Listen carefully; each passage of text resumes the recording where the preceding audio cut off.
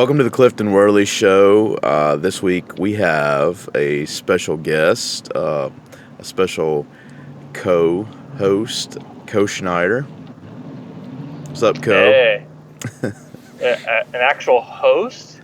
Yeah, you're like co-hosting today with me. I mean, I'm always the guest, never the host. Well, it's like the COE host. There we go. Yeah. So, how you been, man? Busy, man. The day job has me running ragged. Yeah. Yeah. Now, this is like pretty early in the morning, especially for you. I think it's like 5:30 your time, Yeah. and you're on your way to work, right? Yes, sir. Yeah, that's that's a lot earlier. I haven't done that in a long time, where had a job that started that early. Yeah. But yeah, I don't envy that. Living that church life, huh? Yeah. I'm like, this is the time about I would start getting ready. So Yeah. But Do you record at home or do you do it from the office? I've been doing a lot of recording at home lately. I just Okay.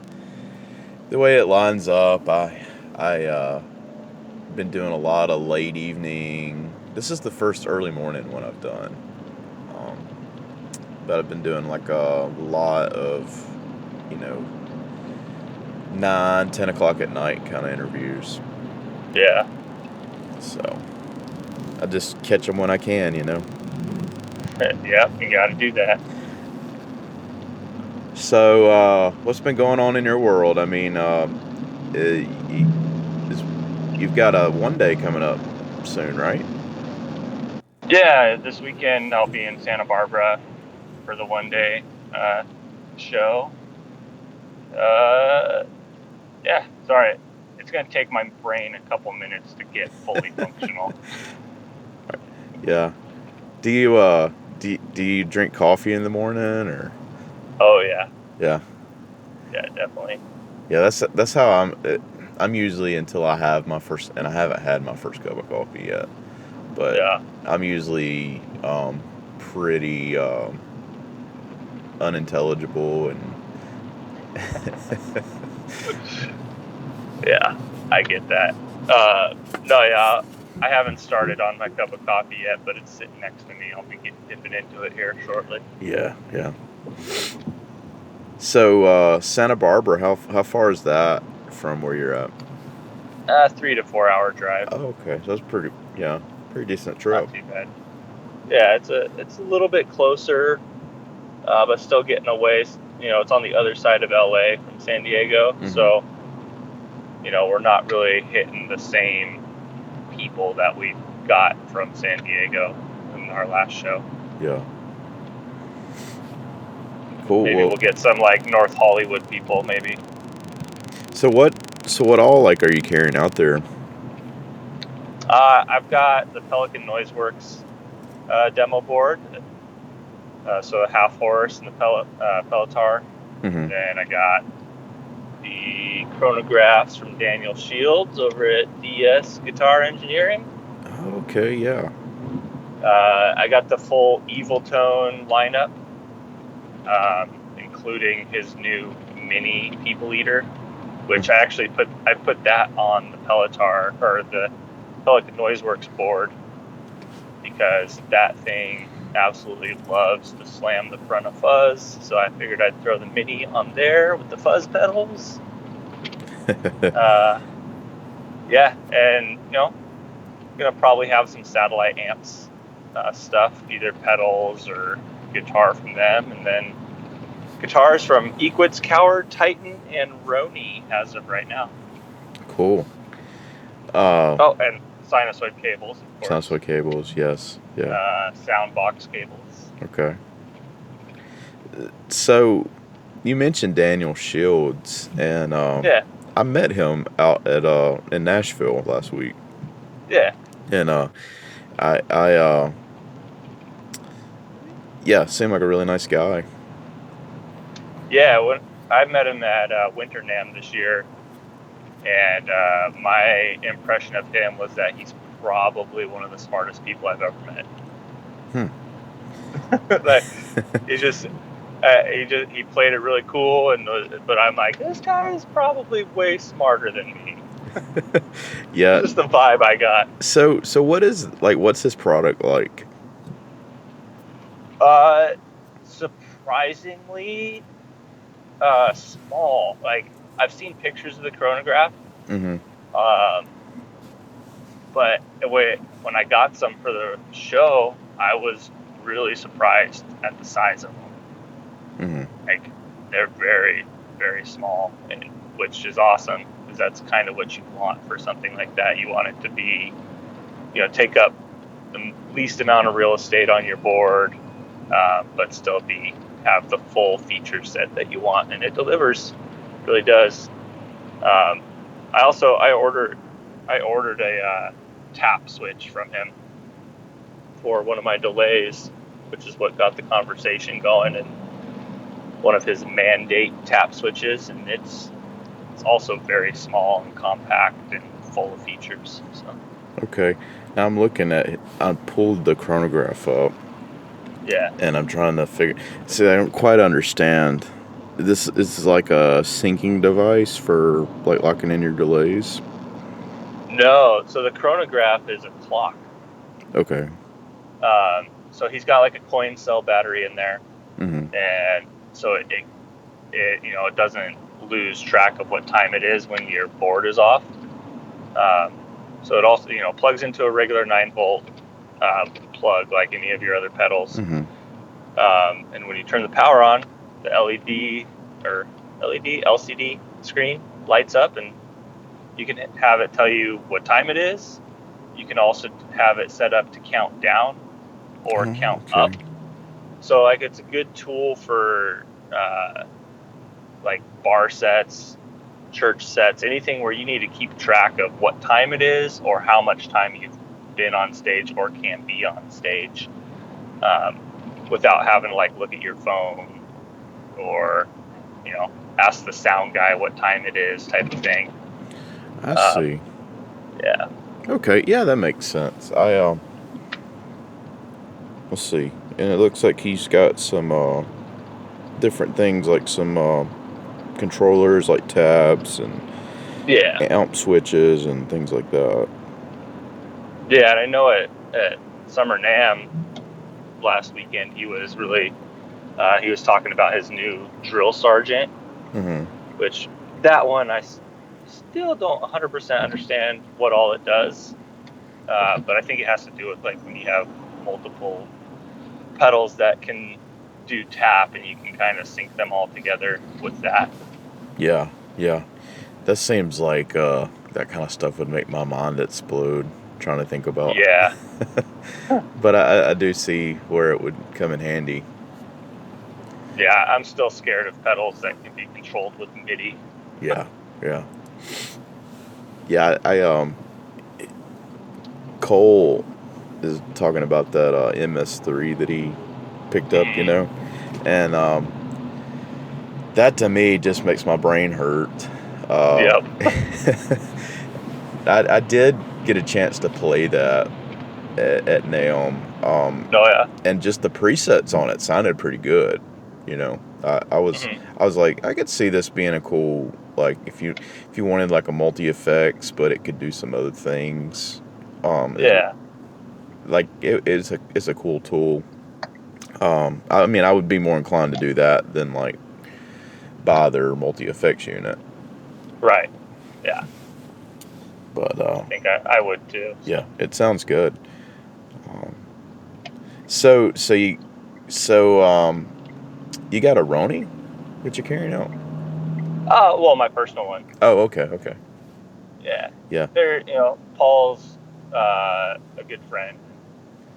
yeah. There's one Oceana left to be purchased by whoever wants to purchase it, and so kind of to help him along with that, I take my Oceana on the road, and people are interested, I tell them about the one that's left to buy and see if I can help them sell it. Wow.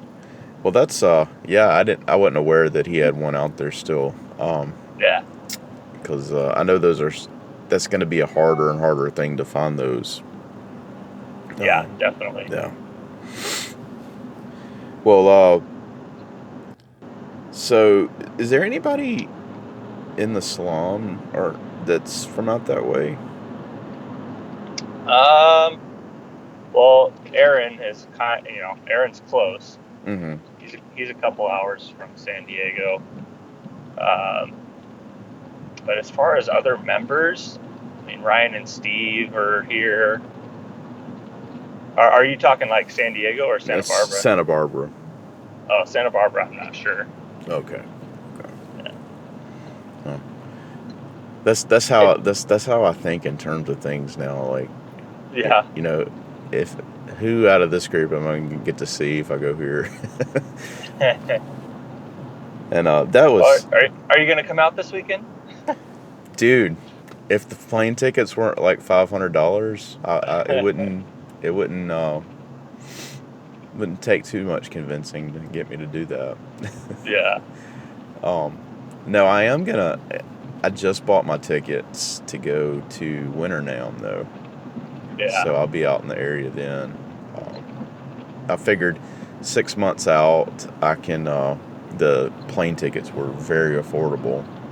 I was like, I'm just going to do this. I'm going to pull the trigger and I'm going to do this and just make it happen. So nice. So yeah, that Winternam is something else. That's what I hear, and I just know that like everybody that goes to that stuff that I missed at SummerNam will probably be there, and that'll be like the chance to finally get to meet everybody. Not everybody, but as many people. Everybody that matters. Yeah, everybody that matters. So yeah, I'm looking forward to that. I'm probably not gonna. I'm not gonna go for the whole thing. Yeah. Keep from missing too much work. Yeah. Well, hopefully our paths cross, because I usually end up just doing the weekend bit. Mm-hmm. But if you're, I mean, I don't know. I imagine when you say work, that means that you want to be back for service on Sunday. Yeah. So. Yeah, I plan on flying back on Saturday. Getting back so I can still be back for Sunday, and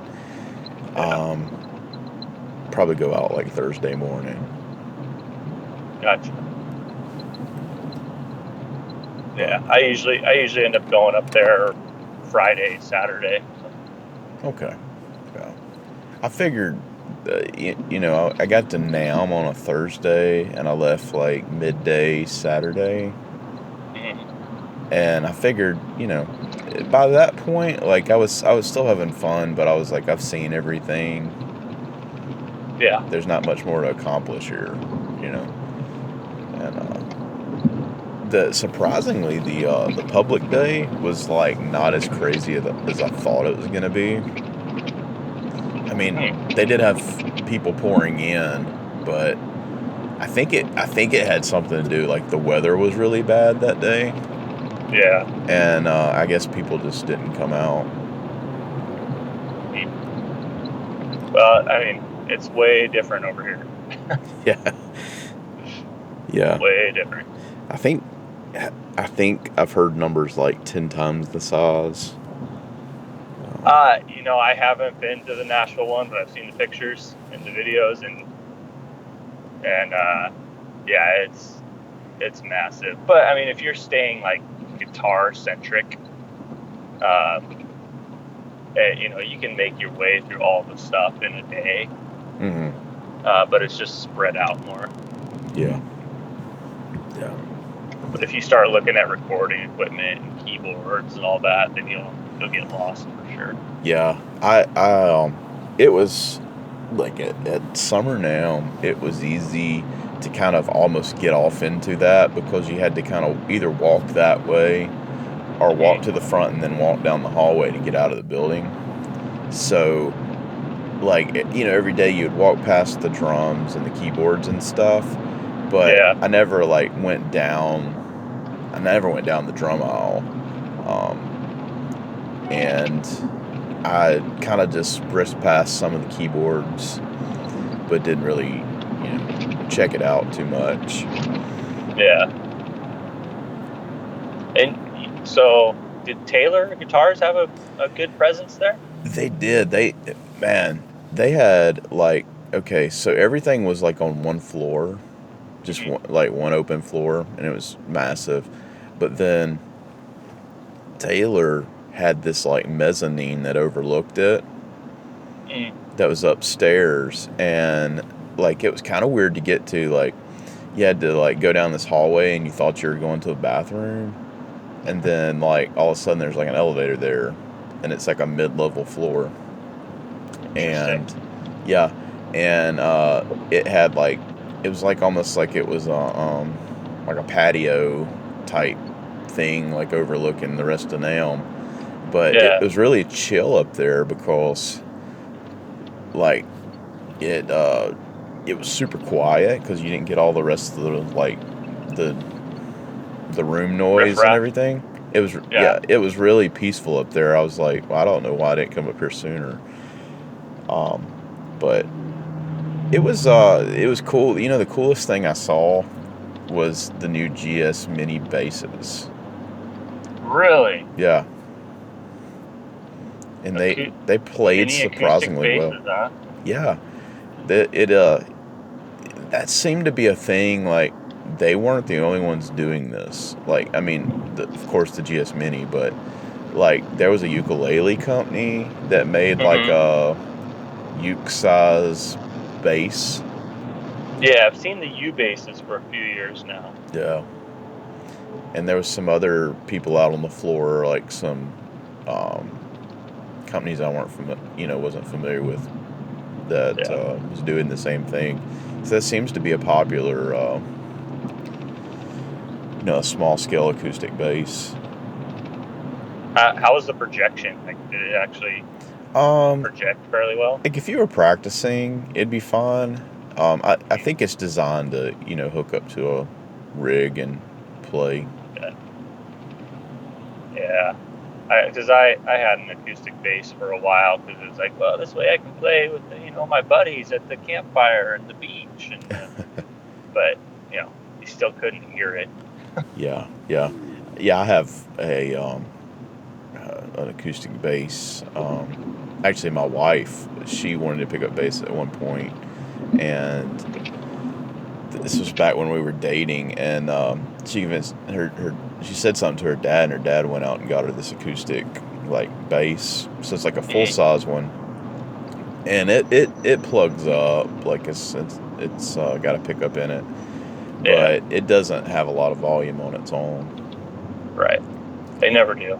Yeah, that's a really hard instrument, to get any kind of volume out of, Mm-hmm. and it's a little more cumbersome to play, obviously. Yeah. Yeah. String tensions are usually pretty tight too. Yeah, I think like if you really want to go down that path, like it makes sense to get like one of those big, huge ones, like the double Like an bass. upright. Yeah. Yeah. But then that's not practical to carry around. Yeah. Then you really limit your mobility. Yeah, I know that this was crazy, but there was this singer songwriter that came into the area, Mm. and she was asking for a bass player, and so I contacted her. I was like, hey, I play bass too, and she was adamant that like whoever played bass for her had to have like the stand up bass. Huh. And I was like, well, I mean, I'm not gonna invest in that just to go, try to play with somebody. But Yeah. but I was like, man, they're really, really limiting your market there by doing that. But I guess Yeah. But she knew what she wanted. But she knew what she wanted, and definitely gonna get a certain type of player that way. Yeah. But I think I've only put my hands on one of those like maybe once. Yeah, And they're fun. I have one. oh, do you? Yeah. Do you bring it with you anywhere? I pretty much only use it. There's a bluegrass project that I record with, Mm-hmm.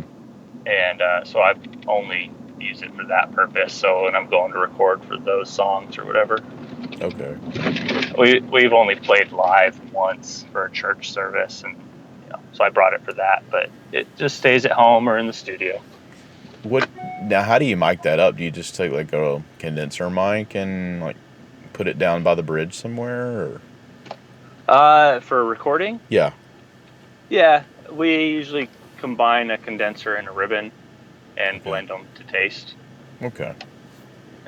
Yeah. Usually, one about where the neck meets the body-ish area, and then one on the body somewhere. Okay.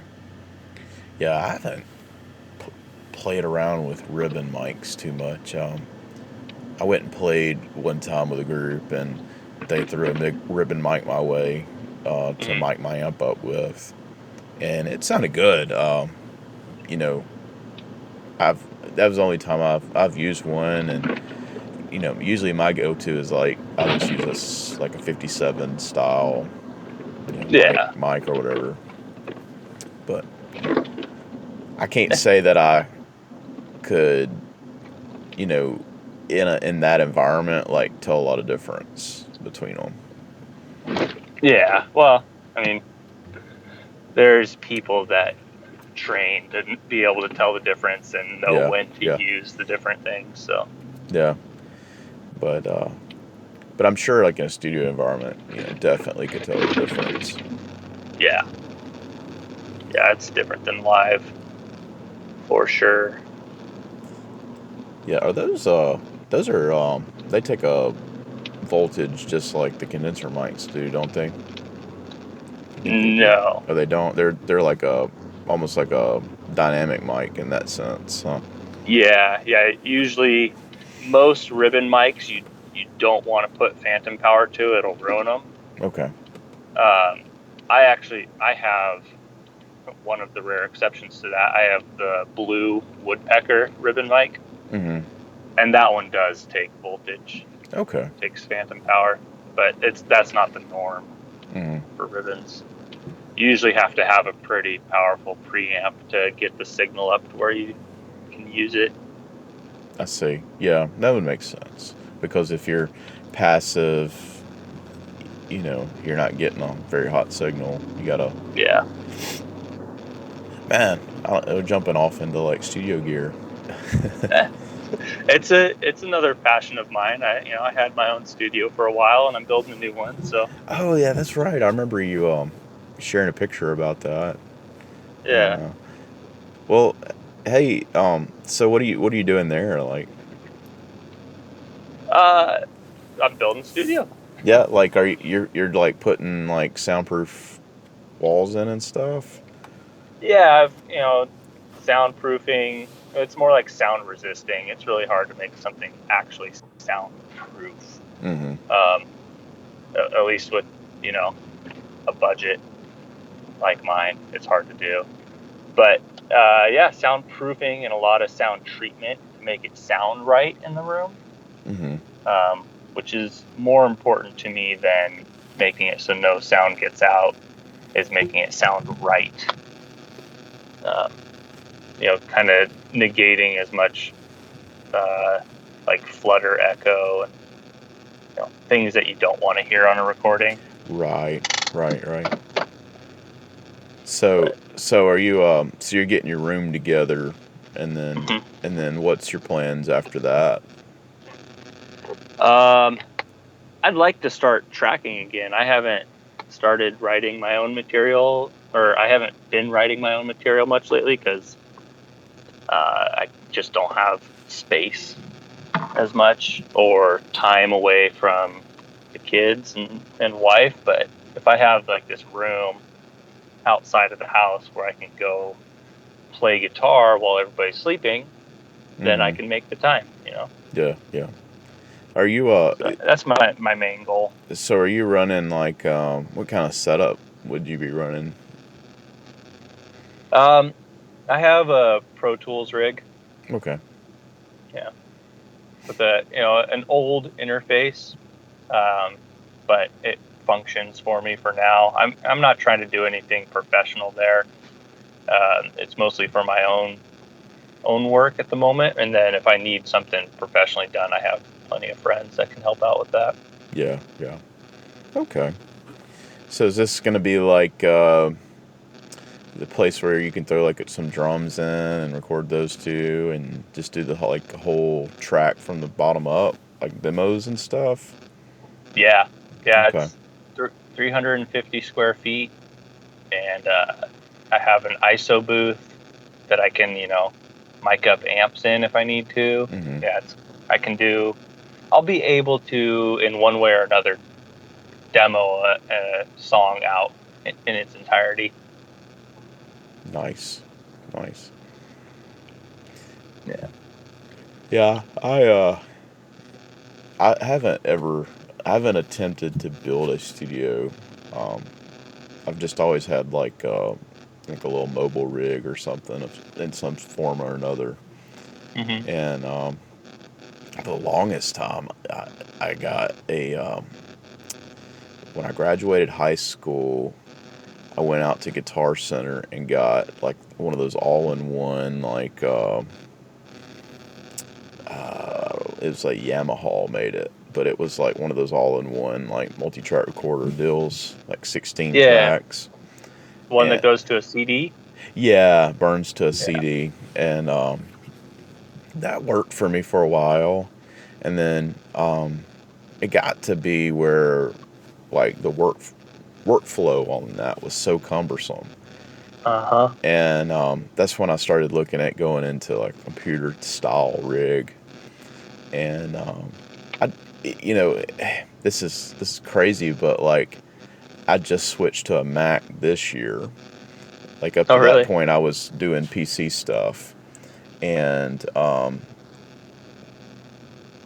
the PC stuff, I just kept hitting like limitations, and I was like, well, and that was the point of buying the Mac, was to get past some of that. And so when I got the Mac, I was like, well, I'll probably just get Logic. That makes sense. That's the best price point. It's better than trying to go out and buy like a copy of Pro Tools or Yeah. Studio One.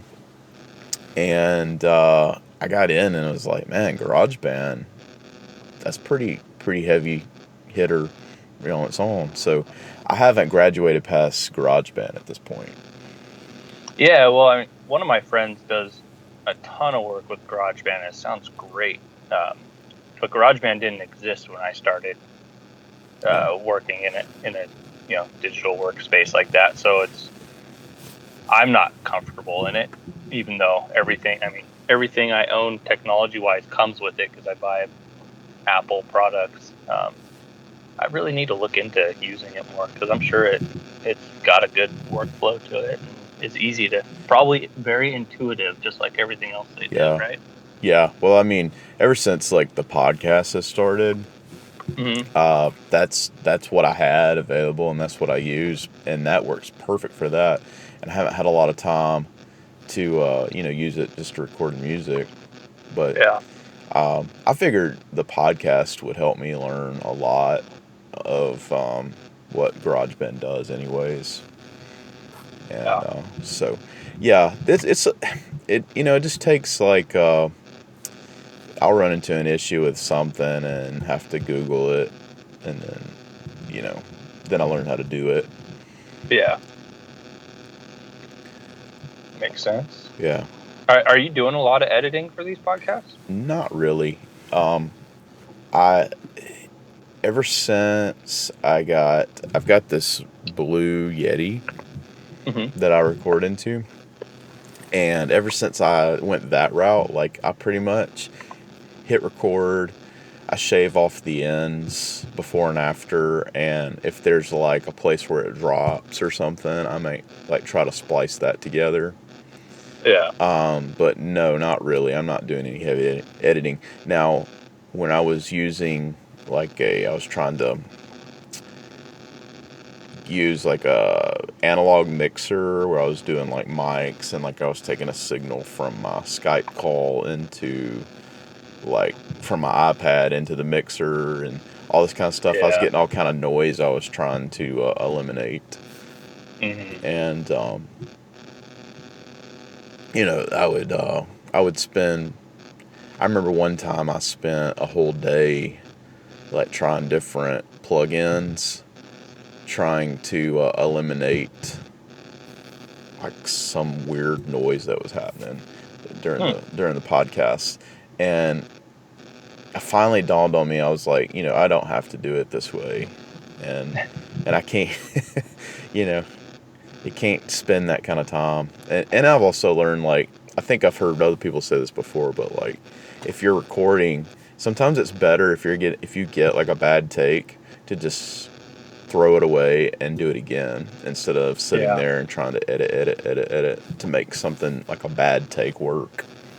Yeah. Definitely. Well, I mean, I guess that kind of works for conversation too, because that, your episode with Cole, you had to throw away the first one because you only got part of it or whatever. Yeah. And the second one that you guys recorded was great. So. Yeah. And that happened too with Jim Woodard. Like, that's before I went to Skype. I was doing like ringer calls, Mm-hmm. and it literally dropped like 10 to 12 times over the hour that we talked.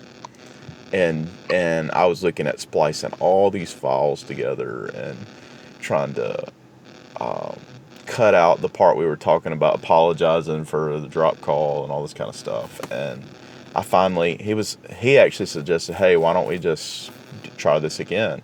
And that was actually my first Skype call that I did, and it was a whole lot easier. And I was like, okay, now I know why I should do this. And so yeah, like my rig went down from like trying to use adapters, and man, I would pull out my stuff. It'd take me 30 minutes to get set up whenever I recorded, and like my whole desk would be full of cables running everywhere, and it was just it was ludicrous. So Yeah.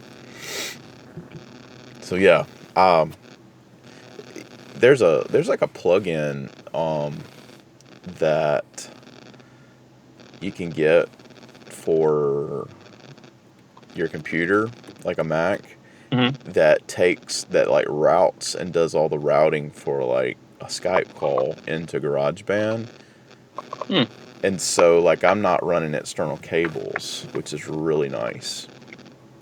Yeah, that's awesome. Yeah. And so it keeps it quiet too, like the only thing I got to worry about is if I'm getting like any kind of interference with my microphone or. Yeah. And I really I've owned condenser mics in the past. Kind of budget ones, but I really like this blue USB mic. Like, I think it sounds pretty good, and there's a lot of different things I can do with it. And I was gonna get like the blue Snowball. Yeah. It's so cheap, but this one I was thinking, well, if outside of podcasts, like, this mic has a lot more functionality because it's got like several different patterns that you can switch to. And so like I can do like cardioid pattern, or I can do like a side by side or a stereo pattern. And it's like, if I'm gonna try to use this to like capture a voice and acoustic demo or something, like I got a lot of options here, and it sounds great. It's clean, and it's got the preamp, built into the circuit. Right. And it's doing the analog to digital conversion inside of it as well. Yeah. Cool. Yeah. Which actually, this is, I've watched like shootout videos and stuff, and some people prefer to use their own mics and go into some kind of like interface.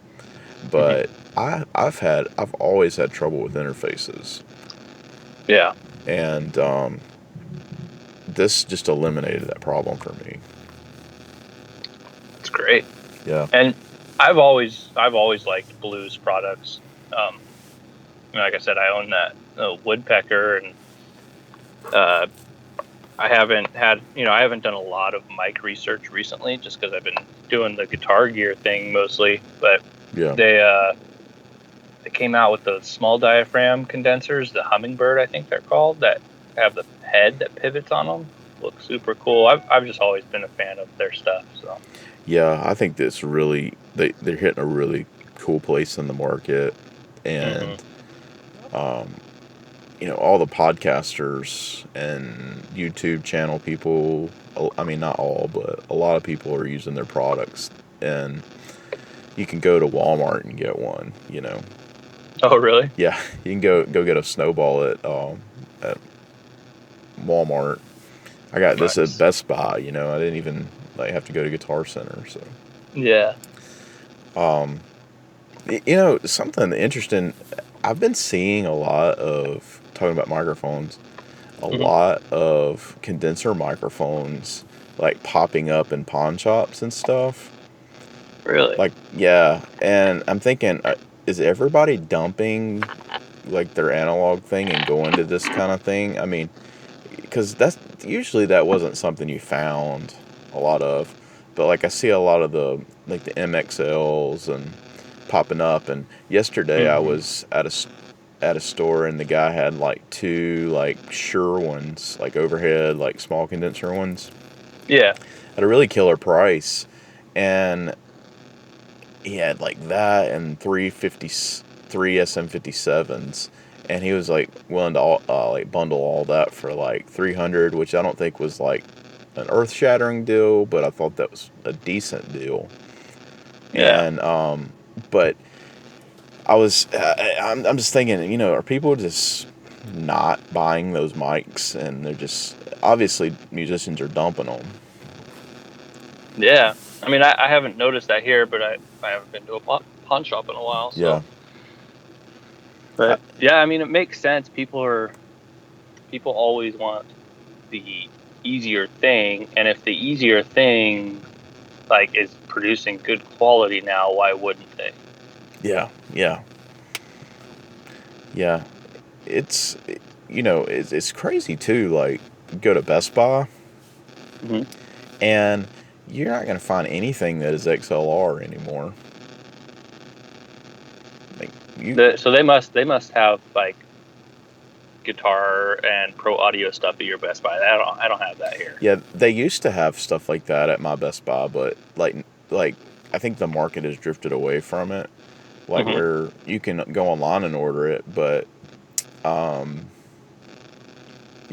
the like, even in like the small uh, they have an aisle like with some audio stuff on it, and Yeah. you can't even get like anything. Everything is like 3.5 millimeter, like 8-inch jack Hmm. stuff, or it's like converting to like use with your iPhone, or Yeah.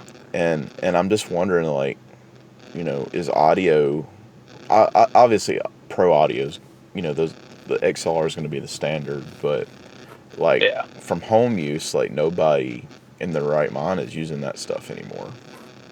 No.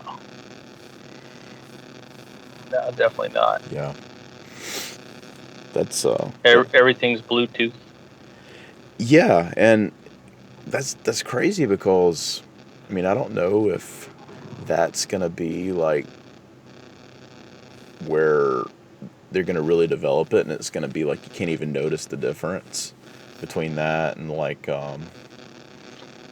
something like that's wired in. Yeah. No, I mean it is pretty good. I remember when my one of my buddies got one of the Fords that came out was first.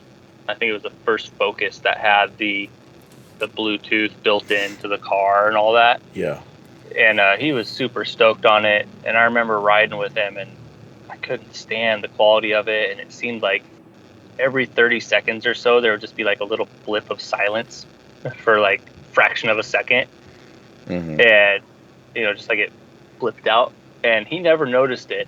But it could have been me just being fuddy-duddy about the technology too, but it's come a long ways, because Yeah. I don't notice that stuff anymore with Bluetooth devices. Yeah. I think Ryan and Steve were talking about Bluetooth on their most recent episode, and like how some of that stuff gets up to like $400 or $500, and it was like that's where like the really good stuff is right now.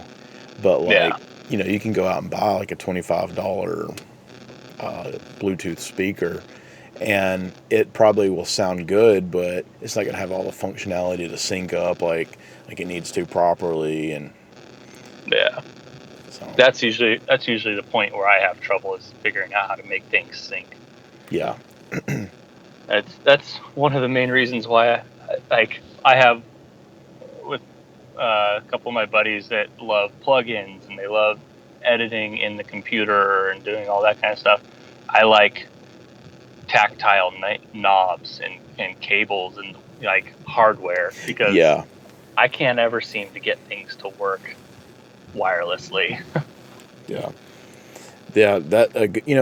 it's funny that you say that. Like, one of my biggest frustrations right now at church is so we went to a digital board in our main house, but it's like an Allen and Heath one that actually has all the faders and everything, so it's not like really that much different than the analog board we had before.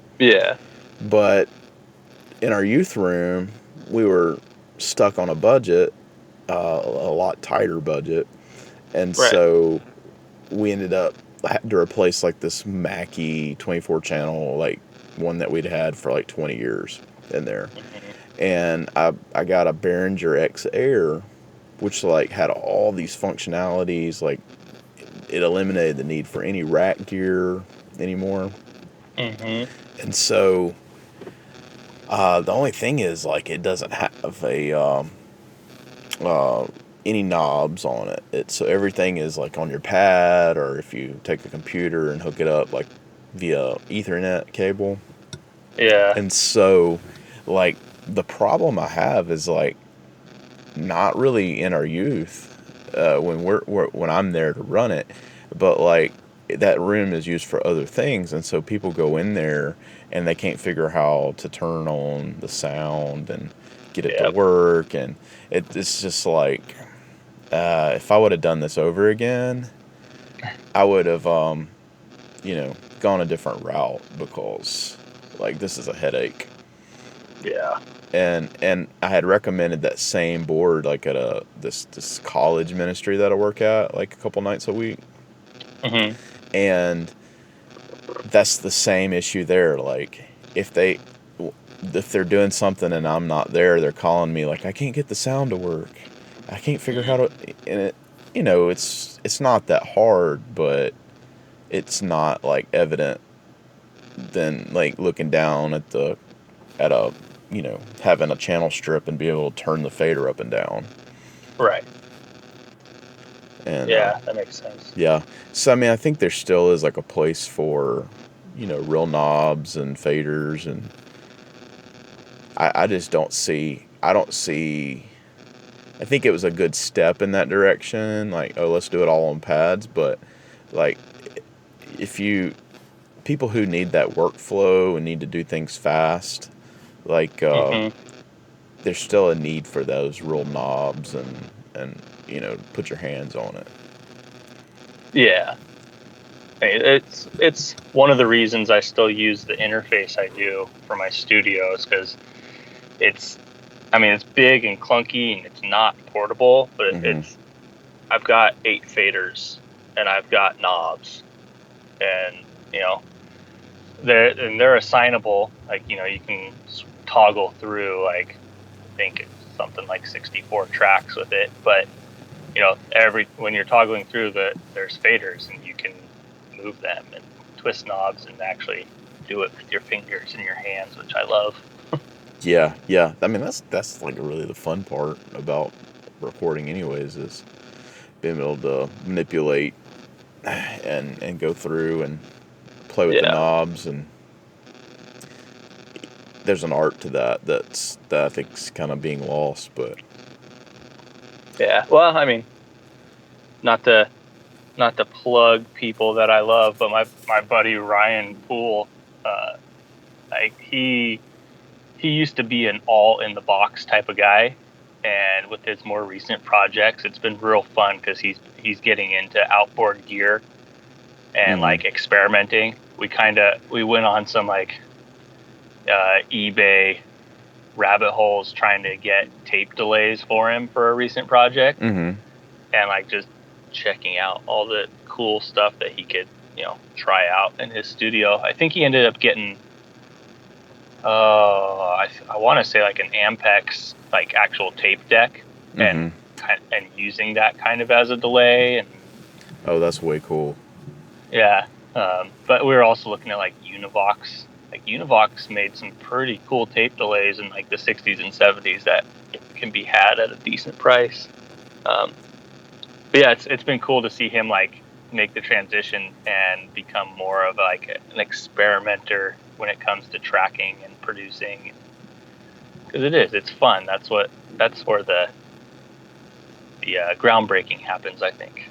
Yeah, that's like I was watching that documentary about the old Muscle Shoals Mm-hmm. recording studio in Alabama, Yeah. and it's talking about how they had a part on there where the Black Keys came in and recorded there, and like all the things they did to like make it sound um, like an old Muscle Shoals recording, Yeah.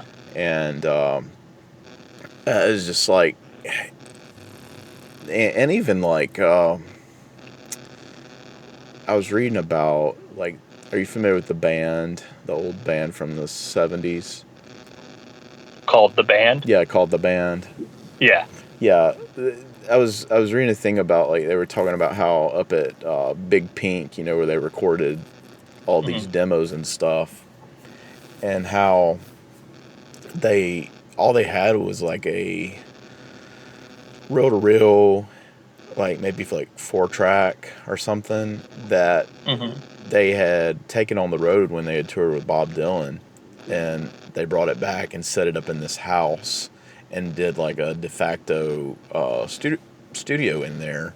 But like the only uh, effects they had was like some kind of like, I think, tape delay Yeah. that like barely worked. And so like they basically they would spend their whole day like just moving things around and trying to make things sound decent in that room. And when they got good at it, like, they came out with their own album.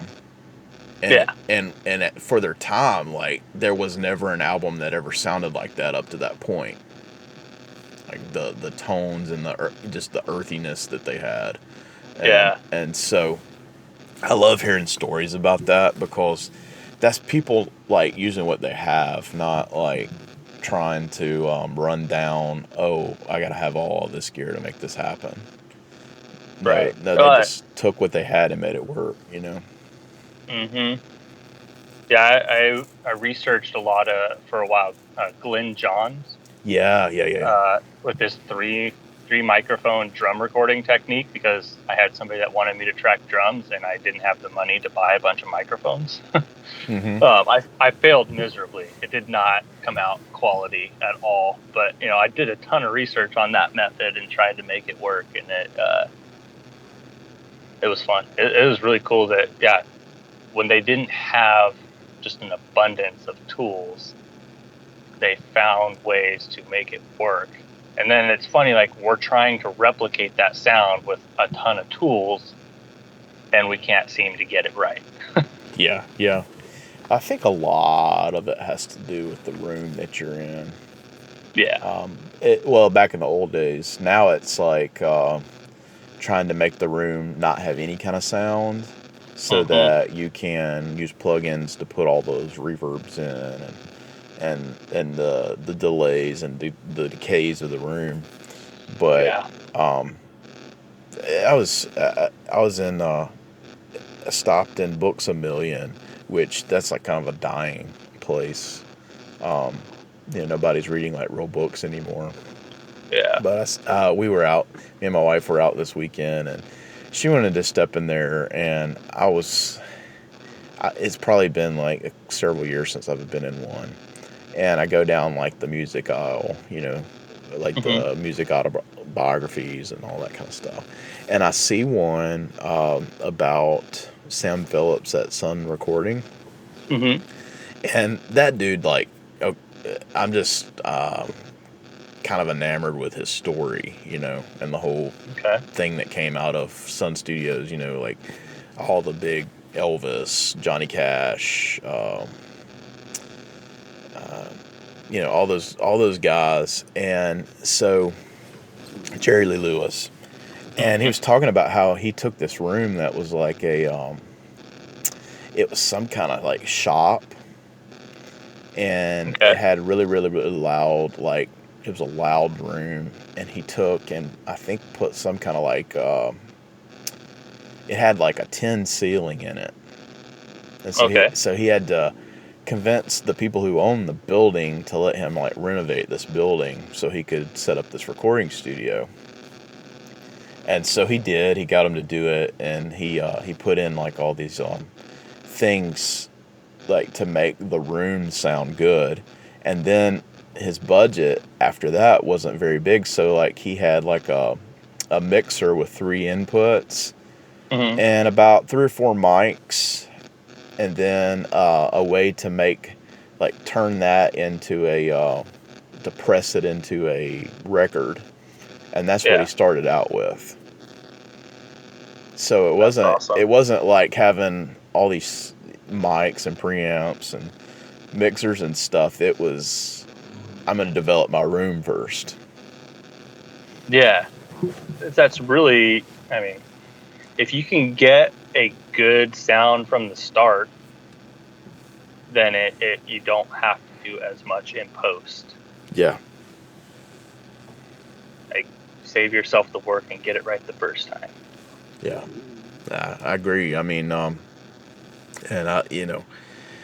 that's interesting. I kind of envy you on that. Building that room up and everything. Is this like outside of your house, like yeah, on your property, but outside your house? Yeah, it's a detached garage on the property. Yeah, my wife and I, we, super blessed. And when we bought our first house, it was right after the housing market tanked. And so we got a pretty good deal. And then, I guess we're coming up on 2 years ago now, we decided we wanted to move because our family was growing, and so we started looking. We sold that place and made money on it, which was that's awesome. That's the way the housing market works. And we took our time to find a house that met as many things on our checklist of the house we wanted to live in for a long time. And so we found and one of the things was that it would have a dedicated space for me to build a studio, because I was leasing a space before, and we wanted to get rid of that lease, because we don't like spending money on things that it's kind of like throwing it away. Yeah. So yeah, we found a house that knocked off a good number of the things on our list, and luckily one of those things was a building on the property that I could convert. So it was just a shell when we got there. It's just sticks with stucco on the outside. But yeah, it's pretty cool. I'm stoked about it. I'm really excited. Yeah, that's awesome. I can only imagine that, like, doing that instead of having the lease thing, like the leased space, probably it's a little harder. I imagine you were having to drive several minutes to get there, and it's probably a lot more planning involved to try to break away and go to something like that. When if you have it Yeah. right there at your house, you can, oh, I got a few free minutes, I can go out there. And that's just a lot more convenient. Yeah, the difference was the old place I didn't really have to do. I had to do some soundproofing because it was in an industrial area, so there was other noises that would try and get in. Mm-hmm. But I could go there in the middle of the night and get super loud, and it didn't matter if it bled out, because it was an industrial area, so there's nobody around, at midnight, 2:00 in the morning to care or complain. Yeah, for sure. But so I've had to do a little bit more sound control on this one. Yeah. Well, I imagine as you get into that, like your studio will grow and you'll be adding things in and updating your equipment and everything. But that's a really good place to start. Yeah. Yep.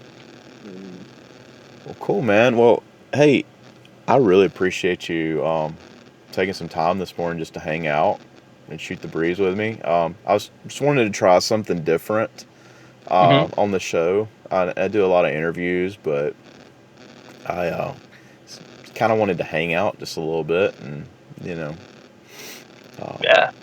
talk about whatever. I hope you don't. I hope everybody couldn't hear me eating my oatmeal. No, I couldn't. While we're talking. Okay, that's good. You did a really good job at hiding that. So, well, thanks, man, and you have a good day at work, and we'll as well. Catch up again soon. Maybe we'll have you co-host again soon. Yeah, like I said, anytime, man. I'll squeeze it in the morning or the afternoon or whatever. It's very much appreciated. Thanks, man. I'll talk to you later, Clifton. Okay, bye.